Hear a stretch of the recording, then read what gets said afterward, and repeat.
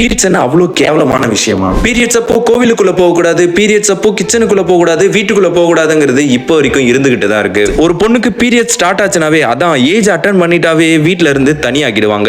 அவ்வளவு நாள் வரைக்கும் குழந்தைய பார்த்துட்டு அதே குழந்தைய பெரிய பொண்ணா மாத்திடுவாங்க. வெளியே போக கூடாது, கிச்சனுக்குள்ள போக கூடாது, வீட்டுக்குள்ள இருக்க கூடாதுன்னு அந்த குழந்தை பியூபர்ட்டி அடைஞ்ச உடனே இந்த சொசைட்டி அவங்கள ஒரு அடல்ட்டா ட்ரீட் பண்ண ஆரம்பிச்சிருது. கடவுளும் கிச்சனுக்குள்ள போனா தீட்டு, கோவிலுக்குள்ள போனா தீட்டுன்னு சொல்லல. அது ஜஸ்ட் ஒரு ஹார்மோனல் சேஞ்சஸ் அவ்வளவுதான். நியூஸ் எல்லாம் பார்க்கும்போது ஒரு பொண்ணுக்கு ஸ்கூல்ல பீரியட்ஸ் வந்துருச்சுன்னா ஸ்கூலோட ஸ்டாஃபோ இல்ல பிரின்சிபலோ அந்த குழந்தைய கிளாஸ் விட்டு வெளியே உட்கார வச்சிருவாங்க. எஜுகேட்டடா இருக்கிறவங்களே இப்படி எவனோ ஒருத்தன் பண்ணா அதையே நானும் ஃபாலோ பண்றேன் அப்படின்னு காமன் சென்ஸ் இல்லாம பேசிக்கிட்டு இருக்காங்க. படிச்சவங்களே இப்படி முட்டாளா இருக்கும்போது படிக்காம இருக்கிறவங்கள என்னன்னு சொல்றது? எங்க முன்னோர்கள் ஃபாலோ பண்ணாங்க, அதையே நாங்களும் ஃபாலோ பண்றோம்னு முட்டாள்தனமா பேசாம எதையும் ஃபாலோ பண்றதுக்கு முன்னாடி அதை பத்தி தெரிஞ்சுக்கிட்டு ஃபாலோ பண்ணுங்க. பீரியட்ஸ்ங்கிறது ஜஸ்ட் ஒரு ஹார்மோனல் சேஞ்சஸ் அவ்வளவுதான். பீரியட்ஸை பத்தி உங்களோட கருத்துக்களை மறக்காம கமெண்ட்ல சொல்லுங்க.